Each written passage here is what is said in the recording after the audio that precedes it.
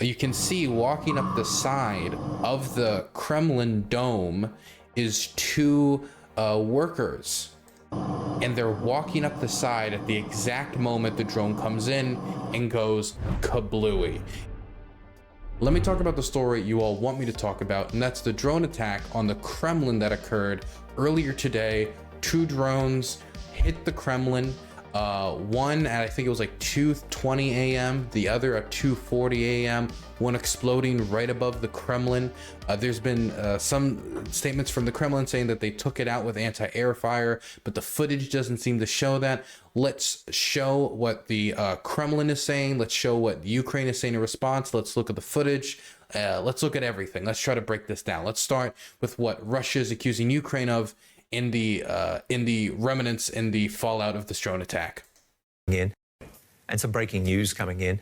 Russia has accused Ukraine of attempting to kill Russian President Vladimir Putin in a drone attack on the Kremlin. That's according to the state-run RIA news agency. It says 2 drones were shot down, adding the Kremlin will respond when and how it sees fit. Well, let's take you over to our Russia analyst, Roman Goncharenko, who's in Bonn. Roman, could you first of all tell us about, or whether or not you can verify any of these reports, this alleged attack on the Russian president? Well, it's breaking news, and we can only report what we hear from the official sources in Russia, and they are saying that there were 2 drones last night trying to attack the Kremlin, where the Russian President Vladimir Putin is, that he is unharmed and continues working. So we only know that there were 2 drones, that they were somehow stopped. Sorry, bias showing a little bit. Neutralized. What we can deduce from the first reports from Russia, they were not shot down, but somehow forced to land by... This is not true. We'll talk about it in a second. Electronic warfare. That's what it looks like. And it's the first time that we hear something like this happening. There is no confirmation from other sources, so it could be anything. It could be a Ukrainian attempt. It could be someone from Russia, so Russian citizens, some kind of opposition, underground, whatever. Okay, so we get the idea that the Russians come out with a statement that there was a drone attack on them to assassinate Vladimir Putin. Well, let's look at this drone attack to assassinate Vladimir Putin before looking at Zelensky and the Ukrainian government's response. So I've pulled up the footage. It's a quick clip. It's pretty simple. This is the footage that exists of it. There's a few angles. I don't think it's important to look at it from every angle. I think you'll get the idea. Here is the Kremlin. You see the Russian flag above it. And there is the drone. It comes in, kablooey, and then it's done. There you go. There's the footage we have. There's a few different angles of it, but this is the clearest angle of it. Now, there is something I want to talk about this drone footage before we talk about all the different scenarios. One of the scenarios we're going to break down in a moment is that it was a possible false flag by the Russians. This is something that a lot of the pro-Ukraine Twitter, a lot of pro-Ukraine sources and news agencies have been talking about, that's a possible scenario. And one of the pieces of evidence that they provided for this is if you look right here, this is a more zoomed in version posted by my editor. You can see walking up the side of the Kremlin dome is 2 workers, and they're walking up the side at the exact moment the drone comes in and goes kablooey. And so the idea is, how did these 2 guys know to be exactly on that building as the drone just conveniently came in?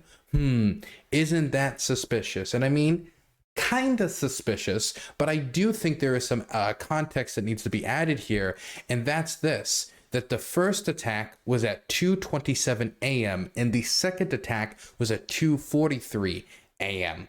And so if the second attack was at 2:43 a.m. and that is the footage we just looked at, the 2:43 a.m. clip, that would mean that those people are walking up the drone, the dome of the Kremlin after the first attack. So it could be that those are 2 people maybe with electrical warfare weapons, you know, one of these radar guns that jam drones, or maybe they're response workers, or just somebody going up there with binoculars to try to like secure the perimeter in the fallout of the first attack and they didn't do it fast enough, and as they were getting ready, the drone comes in and explodes. There's a few scenarios that could explain this, but I don't think the only explanation is, wow, this is obviously a false flag, as we can see from these guys walking up the side. That's very convenient of them being there. It would make sense that after a drone attack, some Russian government officials, some Russian, it could be FSB, could be soldiers, could be anybody, walking up the side of the building in order to get a better look at the area, or to get better, just better leverage, better sight with the radar gun. It could be anything. So I do want to talk about that one element that I've seen speculated about endlessly on Twitter. But now that we've seen the footage, right, I want to lay out the possible scenarios, because everybody on Twitter seems to have a theory. And so I want to narrow it down to the theories that have the most plausibility, and like theories that are at least like possible. Okay, here is the first theory, and we were already talking about it right now, and that is this is a false flag attack by Russia, that this was organized by the Russians in order to make the Ukrainians look bad, in order to make it look like there was an assassination attempt on Vladimir Putin, which the Russians could then utilize for propaganda reasons, as Victory Day is right around the corner. Maybe there's a speech about, oh, I don't care if they try to kill me, I will keep fighting, and they rally around the flag, and could then be used as a justification to engage in more terror bombings and maybe even assassinate Zelensky.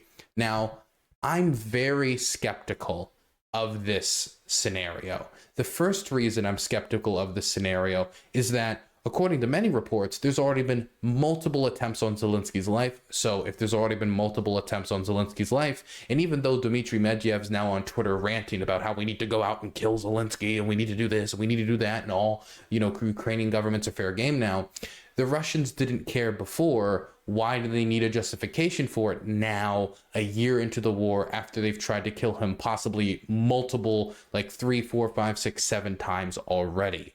So that angle of it doesn't really make much sense to me.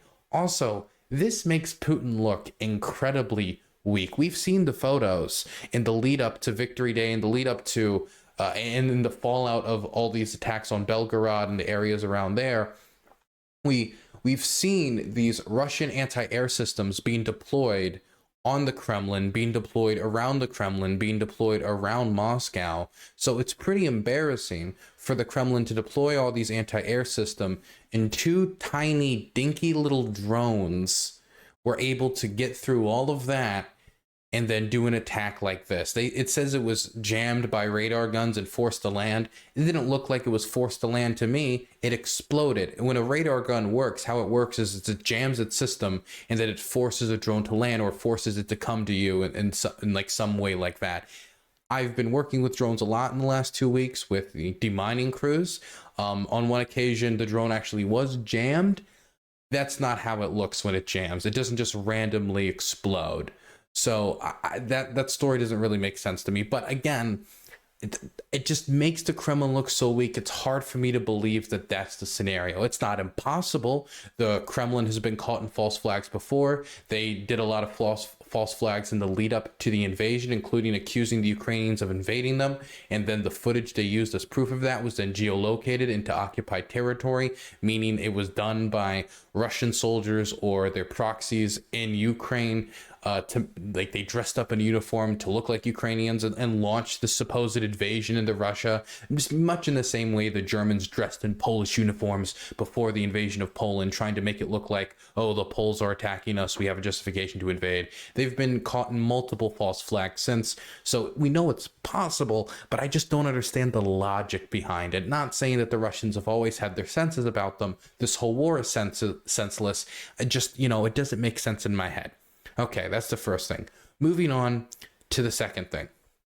Here's the second scenario. The second scenario is that this was done by Russian partisans. Now, I don't know how plausible this is, but we know that there are partisans in Russia engaged in sabotage efforts. A few days ago, a train was derailed by Russian partisans. We know organizations like BOAK, which is a anarcho-communist organization, in Russia has engaged in partisan activity. So it isn't impossible. And the technology that's being used here isn't that complicated. These aren't like gigantic Bayraktar drones that can travel hundreds upon hundreds of miles. These drones would have had to have been operated from within Moscow. Whoever used these drones to attack the Kremlin did it from within Moscow.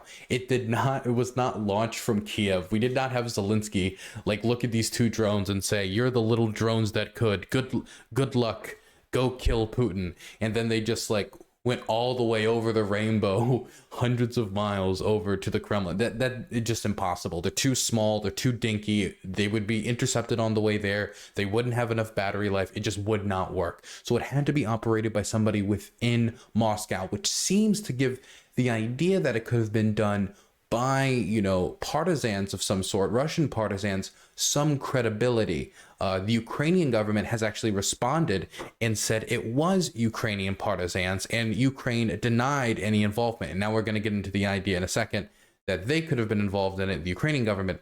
But first, let's look at Zelensky's response to the accusation from the Russians that that the Ukrainians did it. Ukraine's president is visiting Finland, NATO's newest member, sharing a border with Russia. He's just been speaking in the wake of those accusations from Russia of a drone strike on the Kremlin. Let's hear what he had to say. We don't attack Putin or Moscow. We fight on our territory. We are defending our villages and cities. We don't have, enough weapon for this. That's why we don't use it anywhere. For us, that is the deficit. We can't spend it. And we didn't attack Putin. We leave it to tribunal. Good. Okay, he goes on to talk a little bit more, but the main message is we didn't do it. And then other Ukrainian government officials say it was the partisans. But let's move into the idea that the Ukrainians did it. Now, it could be true that it is partisans in Ukrainian government coordinated with the partisans to do it. I do know members of BOAK, which is the anarcho-communist partisan group operating within Russia, do have fighters that operated within Ukraine fighting. So it isn't impossible to think that the Ukrainian government would operate with Russian partisans in order to undermine the Russian government. Or, of course, the Ukrainians could have operators within Moscow who could operate these types of drones in order to do an attack like this. All of these three scenarios are possible. Are they all equally possible? No, but these are all the three most likely and most possible scenarios. Either it was a false flag, which it's not a smart false flag, but a false flag nonetheless. Either it was done by Russian partisans to undermine the war effort and make Putin look bad, or to be like a symbolic gesture against the war, maybe possibly coordinated with Ukrainians, or it was done by Ukrainian operators, Ukrainian agents within Moscow. Those are the three different scenarios that are possible. Now, I do want to make one bold statement against the Russian claim that I just need to like bat it away, as I don't think a possibility. The Russians allege that the purpose of this drone strike was to assassinate Putin. That makes absolutely zero sense. First off, 2 dinky drones is how you're going to try to assassinate Putin, by just like randomly throwing them at the Kremlin. This would be like me going to the White House saying, I'm going to kill Joe Biden. Then I take a rock and I just yeet it over the fence, hoping that it smashes through the window, hits him on the side of the head, and I get him. It's not really the smartest method if you're going to go about it, right? If you really want to do it, you need to go and put top the Hyatt. Okay, wait, no, never mind. Sorry, that's an old Whitest Kids You Know skit. Really good skit. So that doesn't really make much sense that they would use this type of method. Secondly, Putin wasn't in the Kremlin. So at the time of this drone attack, Putin wasn't even in the building. In fact, most of the time, Putin isn't in the Kremlin, while sometimes he is, since it is technically his official residence. Most of the time, he's in other locations. Putin's very, self-conscious about his safety. He's very paranoid, I believe is the word. So he's not in the Kremlin actually that often. He's a lot of times in other bunkers with his closest advisors, monitoring the war, monitoring the situation, or doing other work across the country or in other locations across Moscow. But he wasn't even in the Kremlin at the time. So it doesn't really make much sense that they would bomb the Kremlin with drones, these two tiny dinky drones operated by operators that must have been in Moscow to assassinate Putin when he wasn't even in the building that the drones attacked. It doesn't really make any sense. So I don't buy it that it was an assassination attempt. I think if it was done by either, Russian partisans and or the Ukrainian government, or Russian partisans on behalf or coordinated with the Ukrainian government, that it was most likely a symbolic gesture, something to say, we have very long reach, we can attack you here, we can attack you there. The war is not only on Ukrainian territory, it's not only on our grounds, but if necessary, we can take the war to your grounds. And why the Ukrainian government might officially say, we don't operate within Russia, we don't touch that, we only fight on our own grounds. It does have some usefulness to send the message that they can't operate within Russia itself, bring the war to them, not only to disrupt supply lines and attack strategic locations, but also for morale reasons at home. This sends a lot of Ukrainians, for very obvious reasons, were on Twitter celebrating this, saying like, we've been bombed endlessly. For the last 48 hours, there have been civilians all across the country bombed and killed by the Russians, and we're happy to, hit them back here. And, nobody died in this strike. No civilians died in this strike. So nobody really feels bad celebrating the Kremlin being humiliated in this way. So it does have a morale boost at home. And if you go on Russian Telegram right now, oh my God, I have never seen so much anger, so much seething, so much coping. I mean, Dmitry Medvedev was making another one of his drunken rants. And when I do say drunken rants, I do mean drunken rants. The dude's a drunkard, where he was going off about how we need to now kill Zelensky, how we need to now kill all Ukrainian government officials, how this gives them justification to wipe out the entirety of the Ukrainian government. They are mad. And so obviously, if we have, Russians on Telegram saying, how could this be possible? This is humiliating. How could this happen? And Russian government officials like Dmitry Medvedev, just going crazy, reeing on Telegram, reeing on Twitter. This is not something that encourages confidence in the population of Russia in their government's ability to protect themselves or protect their nation. And so that's just, I don't understand the idea of it being a false flag attack. It's hard for me to really conceptualize that in my mind. It really makes Putin look weak. And no matter what scenario is true, what scenario you believe, what scenario I believe, no matter what, there is one thing we can take away from this, and that is that the Russian government has been absolutely humiliated. And I'm currently have misplaced 2 drones. And if anybody can help me find those drones, I'd be greatly appreciated. They were last spotted somewhere near the Russian-Ukrainian border about a week ago. One last thing, I want to respond to a narrative that people have been pumping out in response to this drone attack. I saw Ian Miles Chong saying something along these lines. I saw, of course, Jackson Tinkler. He was saying something along these lines. Here's the tweet I wanted to highlight from Ian Miles Chong. So the thing you need to know about the Kremlin statement is that when it regards something as a terrorist attack, that is how Russia has been classifying this whole thing, as a terrorist attack where nobody died. That means that the gloves come off and it doesn't have to play for the cameras. So the idea is now, because of this strike, the gloves are off. They're not playing games anymore. The Russians are going to get real serious. I have heard some variation of this statement, the gloves are off, 10 times since this war started. I remember hearing it after the sinking of the Moskva. I remember hearing it after the Kerch Bridge explosion. I remember hearing it after certain raids in the Belgorod. I remember hearing it after the counteroffensive in Kharkiv. I remember hearing it after the counteroffensive in Kherson.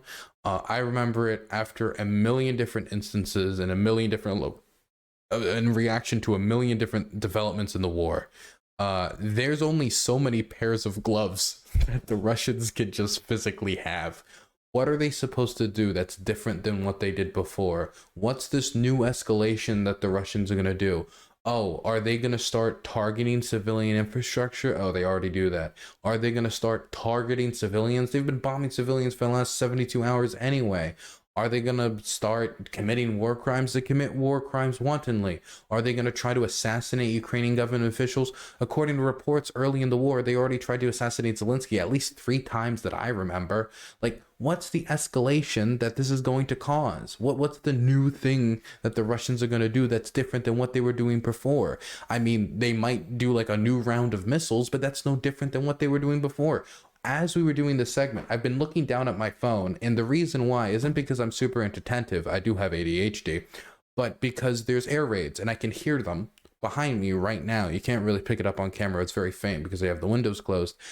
So I've been hearing those like all day. I think this is the 3rd or 4th air raid. I'm currently in the Kharkiv Oblast, if you want an idea about where these air raids are going off in.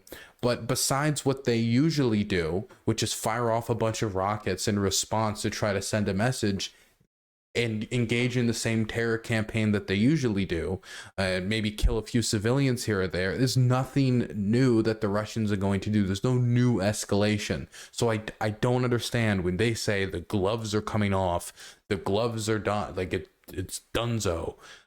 What new gloves? I mean, the Russian government started this war based in part by the claim that the Ukrainians were engaged in genocide in the Donbass. Now, in 2008, Putin was saying there was no ethnic conflict whatsoever after he invaded Georgia and was trying to keep the heat off of him in the international community. Totally different person then, but now that it's politically convenient, there's a genocide in the Donbass. I don't understand how using the word terrorist implies an escalation more than using the word genocide and the Ukrainians are engaged in genocide. It doesn't make any sense to me. And so for anybody who thinks that this is going to start a whole new wave in the war, no. The ultimate result of this, more than anything, is you're probably going to see more rhetoric on Russian state TV about assassinating Ukrainian government officials in response to this, even though it was very clearly probably a symbolic attack of some sort. If it wasn't a false flag, it was not an assassination attempt, and the Kremlin has been just dragged through the mud, humiliated through this strike. This is in the heart of Russia, the black heart of the Russian Empire, and they had a couple of dinky little handheld drones crash into the Kremlin. Pretty humiliating. Let's see if you guys got any questions. Russia has created a situation where they don't have anything sane to escalate to. They are out of chips. Yeah, that's the thing. They ran out of gloves, like, I don't know, 4 months into the war. Like, there was 4 months into the war, probably, they ran out of escalation because they had escalated so much, so rapidly in response to the war going so poorly. So every single time the war went poorly, they would, either send in more troops. That's how we developed, not how we developed, but how the Russians developed, the 40-mile long convoy outside of Kiev. They engaged in, a massive bombing campaign. I think, the last real escalation was their strong targeting of Ukraine's electrical infrastructure during the winter months in an attempt to freeze the Ukrainian population into submission. Since then, there's nothing new. It's all the same old, same old. Terror campaign here, terror campaign there. And I'm not trying to downplay the terror campaign. The terror campaign's bad, but it's nothing new.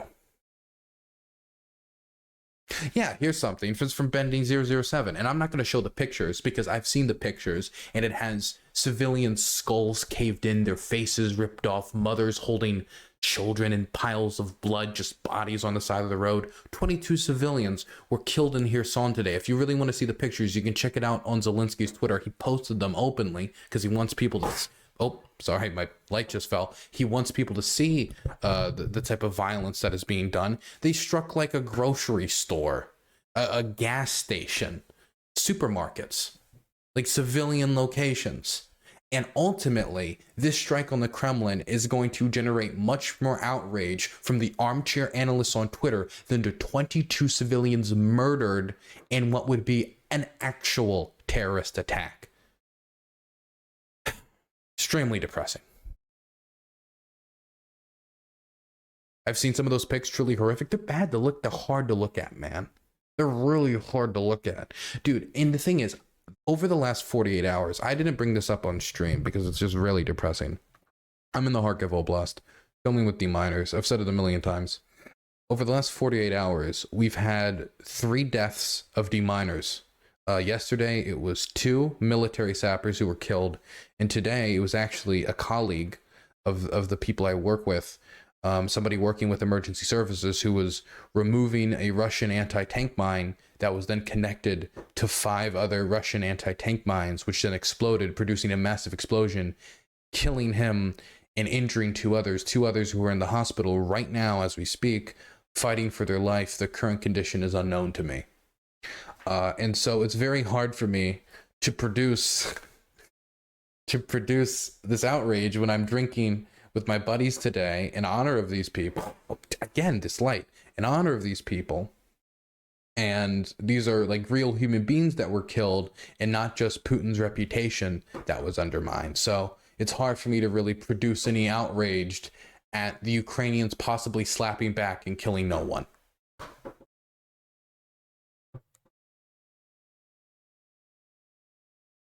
Dylan, do you think we're more desensitized to horrific pics today? Yeah, I think that a lot of the horrific pictures and videos of war, not only due to like this war, but also due to like the websites like LiveLeak and just, you know, social media and the readiness of video cameras and cameras on phones have made it so not only are we able to see it more, but also there's a better record of it, which on one hand, it sucks that we see so much violent content and we can get desensitized to it. On the other hand, I am happy that there's more record of it, more recorded record of it. It's harder for people to deny. People still deny it. We all see these fucking, I almost said the R slur, morons, nincompoops, window lickers, doorknob suckers, knuckle draggers on Twitter who deny the war is happening in and of itself and saying it's all deep faked and wow, I can't believe the buildings were repaired so quickly. I've seen buildings in this country repaired super quickly. I've seen like electrical buildings. I think electrical building, we were doing some demining work around here, was like repaired. Its walls were repaired in like 2 to 3 days. I saw it with my own eyes. Each day I came back, like more and more portion of the wall was rebuilt. So like, besides them though, I'm happy that there's like a record of it and it's harder for people to deny. The Russians will still deny it. You know, when the Russians saw the footage from Bakhmut, all they did was they just put the word fake over it and then put it on Russian state TV, and that was their proof. They didn't even put any effort in. That was all they needed to do.